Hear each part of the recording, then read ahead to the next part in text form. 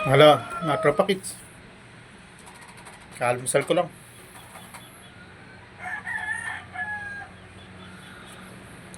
Kape.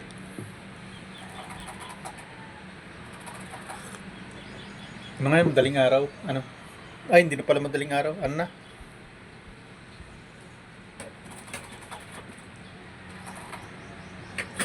5:30 na pala. Kaya na pa kasi ako gising, nanood na ako ng kay Ma'am Jessica.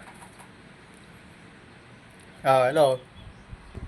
Ah, Rab Matubang. Balik tayo sa'yo. Alam ba yung pinagagawa ng tatay mo? Hmm.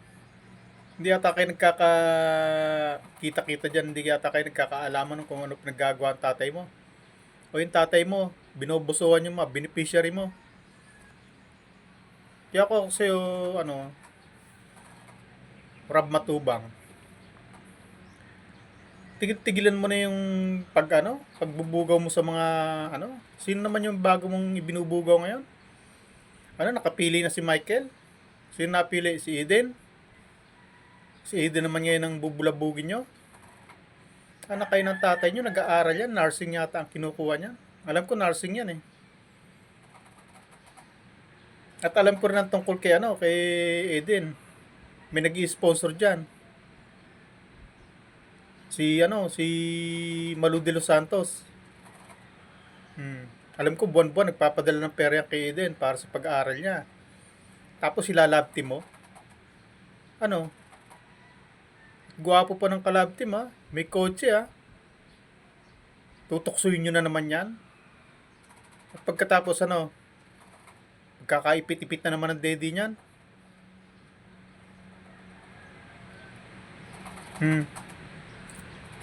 Chachancing na naman yan.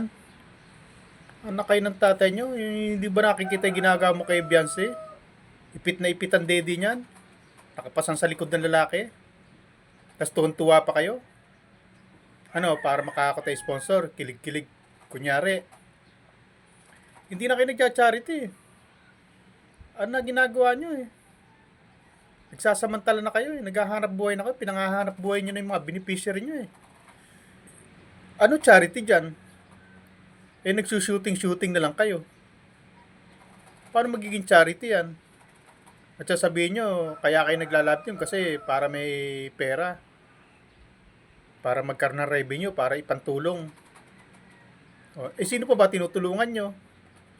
Eh di sila rin. Yung ipinangahanap buhay nyo, yun din ang tinutulungan nyo. Ewan ko sa inyo. Kung naghahanap buhay kayo dyan, ginagamit niya, sabihin nyo para makaipon ng revenue.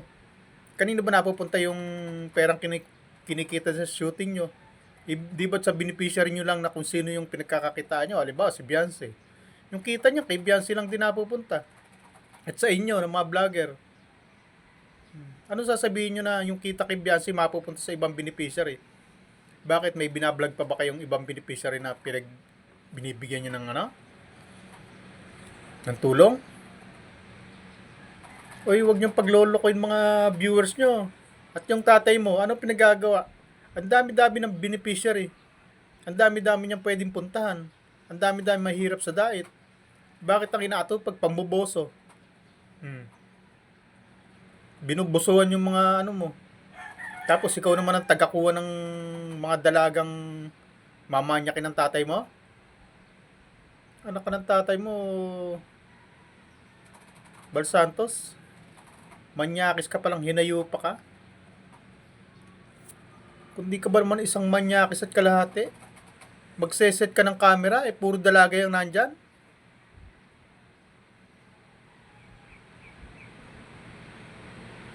Kanino pa ba mo pa ba ibang ibang ginagawa yan? Kanino pang beneficiary ninyo ginawa mo yung ganyang bagay? Kaya siguro yung iba hindi mo na naibablog no. Ang dami mo kayang estudyanteng ang dami mo kayang beneficiary do sa yung nagtinda ng puto, yung kakanin do sa Miriles. Hindi ko nakikita pinupuntahan mo yon. Siguro ayaw na magpa-vlog. Ito baka lang baka minanyak mo rin yon. Ang dami-dami mo kayong beneficiary. na hindi ko nakikita na pinupuntahan mo? Hindi mo kayang i-vlog dahil walang sponsor o ayaw na magpa-vlog kasi minamanyak mo? Tanong lang. Hindi kita inaakusahan ha. At kung sa palagay mo inaakusahan ka, di magdemanda ka. Tagal yung magdemanda. Kakainip. Hiyabang nyo. Kala nyo tatakot ako sa demanda nyo. Sabi ko sa'yo, baka tigbak na tayo pareho. Yung kaso natin, wala pa nagpa-prosper. Payabangan ka, manyakis ka. Ano? Ano tawag mo sa namboboso? Di ba manyak? Na ikaw, Rab Matubang. Kuha ka pa ng mga beneficiary. Nagtataka ako, no? Bukod sa tangi sa dait, ang daming may hirap na maganda. Ang gaganda ng mga bata, puro may hirap. Puro hikahos. Gusto nyong tulungan. Nakakarating pa kayo ng Sorsogon. Kung saan sa parte ng Bicol kayo nakakarating. Nakakarating kayo Naga. Sa paghahanap ng magaganda. Ng mga Bicolana. Bakit? Mga dalagang Bicolana lang ba ang mahirap? Bakit wala bang mahirap na matanda dyan? Wala bang mahirap dyan na lalaki? Na tulad ni Norma na natulungan nyo? Na dating bulag? Wala bang mga ganyan dyan? Ang mahirap ba sa diet? Puro dalaga lang? Puro dalagita lang? Mahirap dyan? Anak kayo ng tatay nyo. Naghahanap kayo para sa love team, no? Kinukondisyon nyo para sa love team para pakilig-kilig lang kasi marami na kayong subscriber. Sigurado may manonood na sa inyo. For the views na lang kayo. Hindi na importante sa iyo yung charity kasi ang charity bahala na yung sponsor. Kapag kami sponsor na kinilig-kilig na mauuto nyo, yun na. For revenue kayo, hindi kayo for charity. Anong charity dyan? Sige nga, tingnan nga natin. Anong charity dyan? Sige, sabihin nyo sa akin, anong charity sa love team nyo? At ito, banggitin natin si Ito si palawakin natin. Banggitin natin si Dara. Hindi nyo na i-love team, no? Sinubukan nyo i-love team pero sumablay kayo, no? Kasi may tatay yan. At yung tatay niyan, alam ko, tingin ko dyan sa tao rin, yung tatay ni Dara. Makataong tatay yan eh. At yan, hindi niya pinabayaan ng pamilya niya. Nagtrabaho yan sa ibang lugar. Siguro, dahil sa nangyari sa pamilya nila, di ba may mga pinagdaanan yan, pamilya ni Dara. Tapos, natagpuan nyo. Dapat tinulungan nyo, di ba? At, nagkataon na sariling lupa nila Dara ang pinagpatayuan ng bahay. Kaya hindi kayo makaporma, no? Kasi, alam ko, sigurado ako, sigurado man ako hindi. Kasi lupa nila yan. Sa mga ninuno nila yan. Ibig sabihin, kanila yan.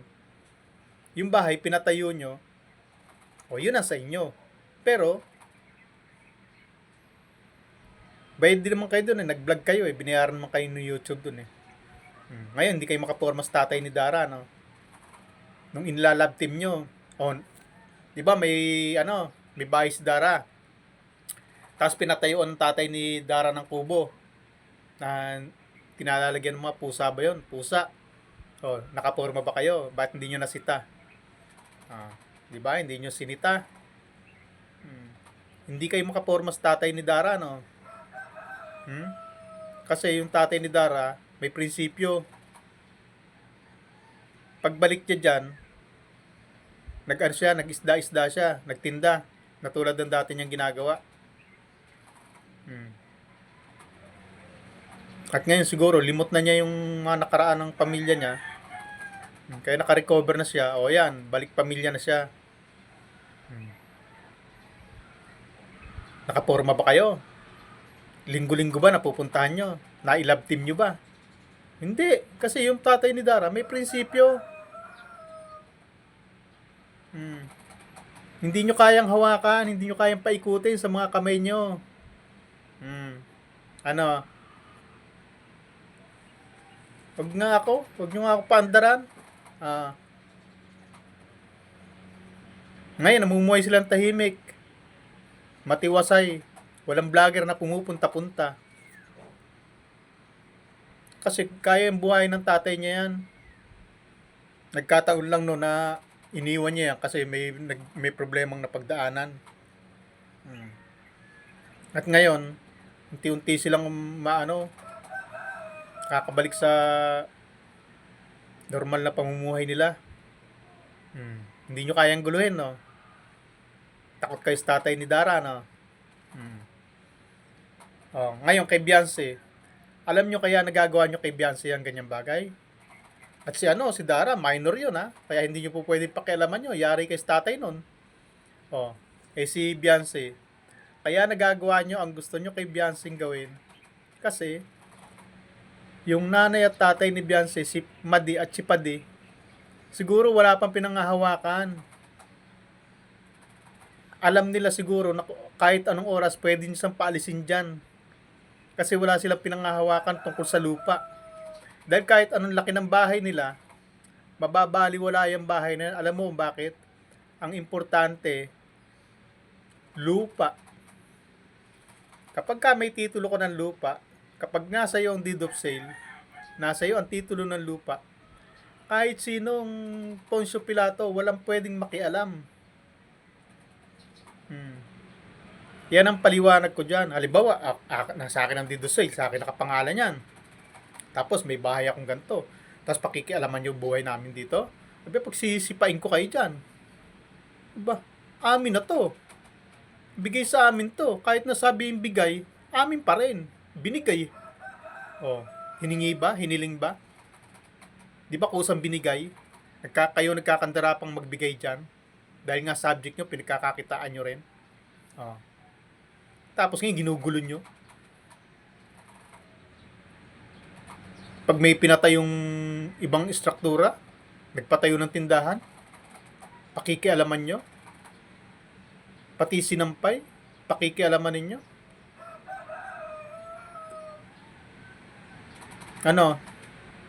Rab Matubang.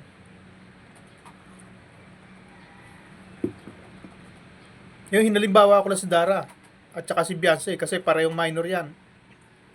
Bakit si Dara hindi nyo ba pakialaman?